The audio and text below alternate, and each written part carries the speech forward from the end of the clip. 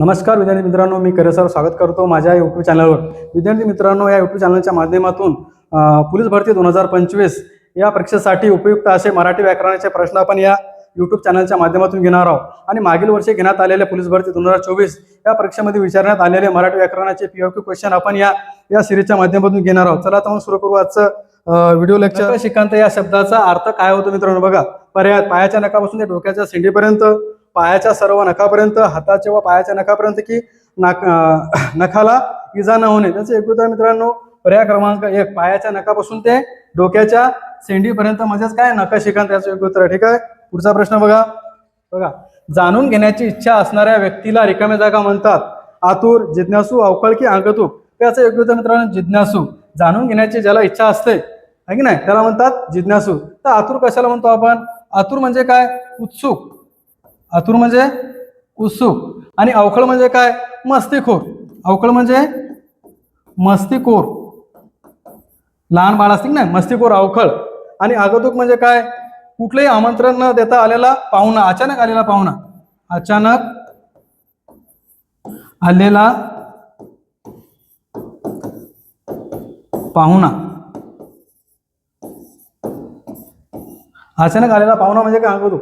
ते एक उत्तर आहे. जाणून घेण्याची इच्छा असलेल्या व्यक्तीला म्हणतो आपण जिज्ञासू. ठीक आहे. प्रश्न कळला असेल. पुढचा प्रश्न बघा. पहा, रिकामी जागा किती वाईट घटना ही गाळलेल्या जागी योग्य केवळ प्रयोगी अवयव ओळखायचा. केवळ प्रयोगी अवयव वापरा. तर बघा, एखादी घटना जर वाईट झाली तर त्या ठिकाणी आपण काय म्हणतो? वा वा म्हणेल का तिथं? आहा म्हणेल का? अबाबा म्हणेल का? नाही. तर त्या ठिकाणी म्हणतो आपण अरे रे किती वाईट झालं आहे की नाही. त्याचं एक उत्तर आहे अरे रे किती वाईट घटना ही. ठीक आहे. पुढचा प्रश्न बघा. मित्रांनो, गटात न बसणारा शब्द ओळखा. आता बघा ऑप्शन काय काय? मित्र, शत्रू, सखा आणि सोबती. आता या ठिकाणी काय असेल? बाकी सर्व समानार्थी असेल, एक कुठला तरी विरुद्धार्थी असेल. तर बघा, मित्र, सखा आणि सोबती हे समानार्थी शब्द आहेत आणि शत्रू हा विरुद्धार्थी शब्द म्हणून गटात न बसणारा शब्द या ठिकाणी शत्रू. मित्र, सखा, सोबती हे मित्राचे समानार्थी शब्द आहे. ठीक आहे. पुढचा प्रश्न बघा. रणजित देसाई यांनी स्वामी कादंबरी लिहिली आहे या वाक्यातील कर्ता ओळखायचा मित्रांनो. तर आपण कर्ता ओळखताना काय करायचं? क्रियापदाला प्रश्न विचारा. कोणी लिहिली? रणजित देसाई. म्हणून पर्याय क्रमांक 1 याचं योग्य उत्तर आहे. कर्ता काय या वाक्यामधला? रणजित देसाई. ठीक आहे. पुढचा प्रश्न बघा. पुढील मन योग्य पर्यायातून पूर्ण करायची आपल्याला. काना मागून आली नि रिकामी जागा. धपकन बसली होईल का? लाल झाली, धावून धावून वाटे की तिखट झाली. काना मागून आली आणि तिखट झाली याचं योग्य उत्तर आहे. मागून येऊन आपल्याला शहाणपणा शिकवणे असं म्हणतात आहे की नाही. त्याला म्हणतात कानामागून आली आणि तिखट झाली. याचं योग्य उत्तर आहे. ठीक आहे. पुढचा प्रश्न बघा.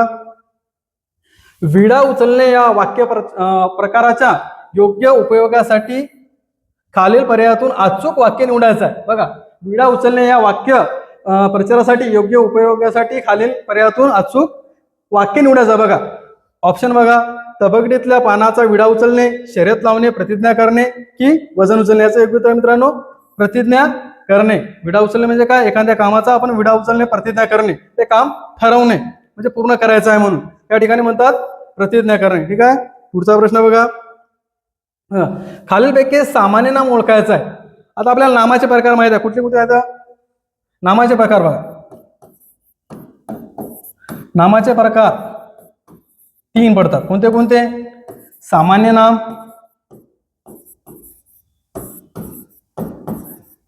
विशेष नाम आणि भाववाचक नाम. आता भाववाचक नामामध्ये काय असतं? मनातील भावना असतात. त्याच्यामध्ये मनातील भावना. विशेष नाम म्हणजे काय? एक लक्षात ठेवायचं. विशेष नाम म्हणजे ठेवलेले नाव असतात आहे की नाही. विशेष नाम म्हणजे ठेवलेले नाव असतात. ठेवलेले नावे. बघा, आणि सामान्य नाव म्हणजे असे नाव की जे कॉमन आपण विचारलं आहे की नाही. शाळा, मुलगा, मुलगी, पर्वत आहे की नाही, डोंगर हे सामान्य नाम झाले. पण नागपूर ठेवलेलं नाव विशेष नाम आहे. हिमालय विशेष नाम आहे. नर्मदा नदी, नदी जर विचारलं असतं तर ते झालं असतं सामान्य नाम. पण नदीचं नाव विचारलं नर्मदा नदी आहे की नाही. पर्वत जर विचारलं असतं तर सामान्य नाम. पण इथं हिमालय विचारलं म्हणून विशेष नाम झालं. शहर, शहर काय होईल? सामान्य नाम होईल. पण इथं शहराचं नाव विचारलेलं आहे, ठेवलेलं आहे नागपूर म्हणून विशेष झालं. आणि शाळा आहे कॉमन म्हणजे काय? सामान्य नाम. याचं योग्य उत्तर आहे पर्याय क्रमांक एक सामान्य नाम आहे शाळा. ठीक आहे. पुढचा प्रश्न बघा. ते काम खूप मोठे आहे या वाक्याचा नकारार्थी करायचा आपल्याला आहे की नाही. तर वाक्य नकारार्थी करताना एक गोष्ट लक्षात ठेवायची, वाक्याचा अर्थ नाही बदलला पाहिजे आणि वाक्य नकारार्थी झालं पाहिजे. तर ऑप्शन बघा. ते काम मोठे आहे का, याच्यात काहीच नाही शब्द आहे का, नाही आहे, म्हणजे कट होईल. ते काम काही छोटे नाही, नाही शब्द आलेला आहे की नाही. आणि ते काम इथं काय होतं, काम मोठे आहे, याचं नकारार्थी काय, ते काम छोटे नाही म्हणजेच काय, काम मोठे आहे. म्हणजे पर्याय क्रमांक 2 याचं योग्य उत्तर आहे मित्रांनो. ठीक आहे. पुढचा प्रश्न बघा.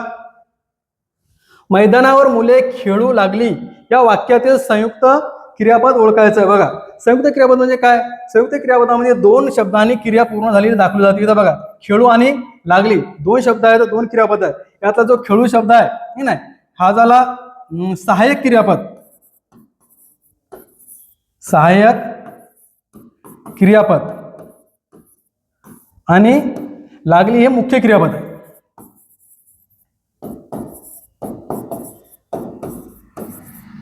जेव्हा दोन्ही शब्दांनी एकच क्रिया पूर्ण दाखवली जाते त्यावेळेस होते ते संयुक्त क्रियापद. म्हणून खेळू लागली याचं योग्य उत्तर मित्रांनो संयुक्त क्रियापद आहे. खेळू लागली दोन्ही शब्दांनी क्रिया एकच दाखवलेली आहे म्हणून संयुक्त क्रियापद होते. ठीक आहे.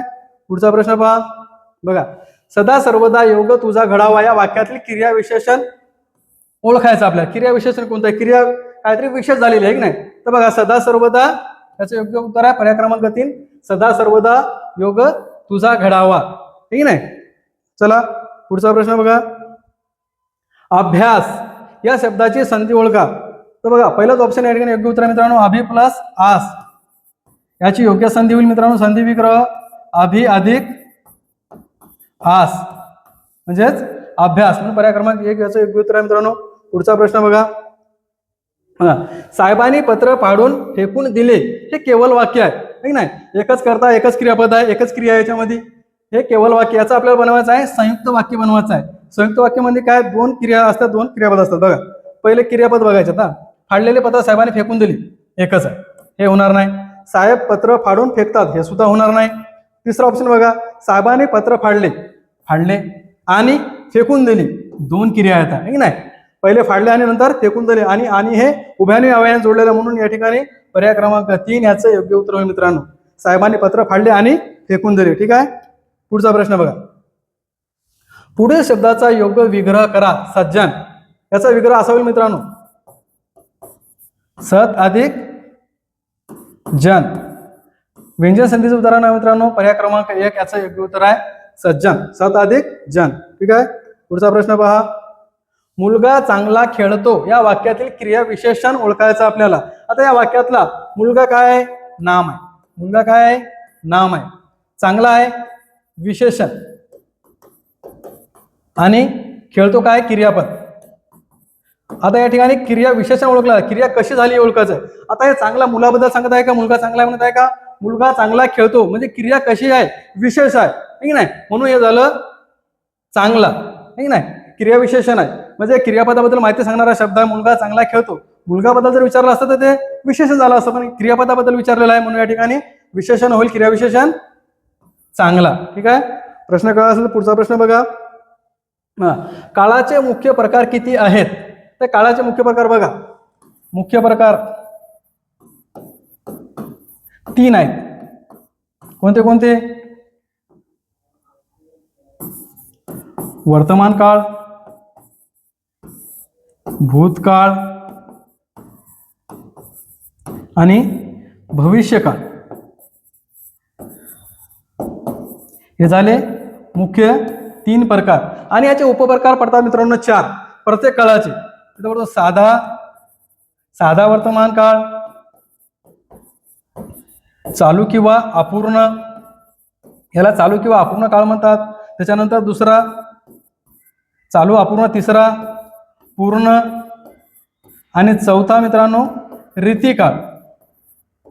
हे झाले 4 उपप्रकार आणि मुख्य प्रकार आहेत 3, वर्तमान काळ, भविष्यकाळ आणि भूतकाळ. म्हणून पर्याय क्रमांक 3 याचं योग्य उत्तर आहे मित्रांनो. ठीक आहे. पुढचा प्रश्न बघा. केर डोळ्यात आणि फुंकर कानात याचा अर्थ काय होतो. बघा सरळ मार्ग अवलंबणे, मागून उपाय करणे, चुकीचा उपाय करणे आणि दृष्टी दोष असणे. याचं योग्य उत्तर आहे मित्रांनो चुकीचा उपाय करणे. म्हणजे जखम एका ठिकाणी आणि उपाय दुसऱ्याच ठिकाणी आहे नाही, म्हणून चुकीचा उपाय करणे याचं योग्य उत्तर आहे मित्रांनो केर डोळ्यात आणि फुंकर कानात. डोळ्यात कचरा गेल्यानंतर आपण फुंकर काय कानात मारणार आहोत का? नाही, डोळ्यातच मारावं लागणार आहे. म्हणून चुकीचा उपाय करणे. ठीक आहे. पुढचा प्रश्न बघा. आजी या शब्दाचा विरुद्धार्थी शब्द कोणता? तर बघा, आजी या शब्दाचा विरुद्धार्थी शब्द होतो मित्रांनो माझी. ठीक आहे. पुढचा प्रश्न बघा. आता बाकी ऑप्शन आपल्याला माहित आहेत. आजी कोणाला म्हणतात, काजी कशाला म्हणतात, काजी कशाला म्हणतात, नाही. म्हणून आजी या शब्दाचा योग्य शब्दा विरुद्धार्थी माझी. दाजी आपण कोणाला म्हणतो? मेवण्याला म्हणतो. काजी हा मस्जिदीमधला काजी असतो ना, लग्न लावणारा. पुढचा प्रश्न बघा. आता तळे या शब्दाचे अनेक वचन कोणते होईल योग्य? बघा, तळ्या, तळवे, तळे आणि तळी. आता तळ्या काय होते माहिती आहे का? तळ्यामध्ये सामान्य रूप होते. हे शब्द जो आहे हा सामान्य रूप आहे. तळ्या आपल्याला याचं अनेक वचन बघायचं. तळवे होईल का? तळवे म्हणजे पायाचे तळवे, हे नाही होणार, ठीक नाही. तळे होणार तळे, तळे ऑलरेडी एक वचनीच आहे. तर अनेक वचन होईल तळी. एक तळे अनेक तळी. म्हणून पर्याय क्रमांक 4 याचं योग्य उत्तर आहे मित्रांनो. ठीक आहे. पुढचा प्रश्न बघा. भाषा म्हणजे काय? आपल्याला व्याख्या विचारली. भाषा म्हणजे काय? बोलणे, लिहिणे. फक्त बोलणे म्हणजे भाषा होते का? लिहिणे म्हणजे भाषा होते का? नाही. तर विचार व्यक्त करण्याचे साधन म्हणजे भाषेमध्ये बोलणे आलं, लिहिणे आलं आणि संभाषण सुद्धा आलं. संभाषण अडचण होईल का? नाही. म्हणून पर्याय क्रमांक 3 याचं एक उत्तर. विचार व्यक्त करण्याचे साधन म्हणजे भाषा. ठीक आहे. पुढचा प्रश्न बघा. दररोज प्रसिद्ध होणारे वृत्तपत्र या शब्दासमूहासाठी एक शब्द कोणता? तर रोज प्रसिद्ध होणारे.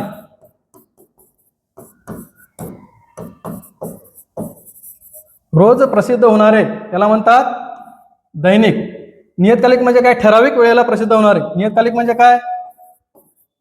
ठराविक वेळेला प्रसिद्ध होणारे. त्याच्यानंतर पाक्षिक म्हणजे काय? 15 दिवसाला. 15 दिवसाला प्रसिद्ध होणारे. आणि मासिक म्हणजे महिन्याला, महिन्यातून एकदा येणारे, महिन्याला प्रसिद्ध होणारे. म्हणून दररोज प्रसिद्ध होणारे वृत्तपत्र म्हणजे काय? दैनिक. जसे लोकसत्ता, लोकमत, देशोन्नती हे जे वर्तमानपत्र आहेत दैनिक आहेत, रोज प्रसिद्ध होतात. ठीक आहे. पुढचा प्रश्न बघा. कोल्याची रिकामी जागा असते. ओरड असते का कोल्याची? कावकाव असते का? कावकाव कोणाची असते? कावळ्याची. भुंकणे कोणाचे असते? कुत्र्याचे. कोल्याची असते कोलेकुई. ठीक आहे. पुढचा प्रश्न बघा. निळकंठ हे कोणत्या देवाचे पर्यायी नाव आहे? कोणत्या देवाचे? निळकंठ. त्याचा विग्रह कसा होईल बघा. निळा आहे ज्याचा कंठ निळा आहे,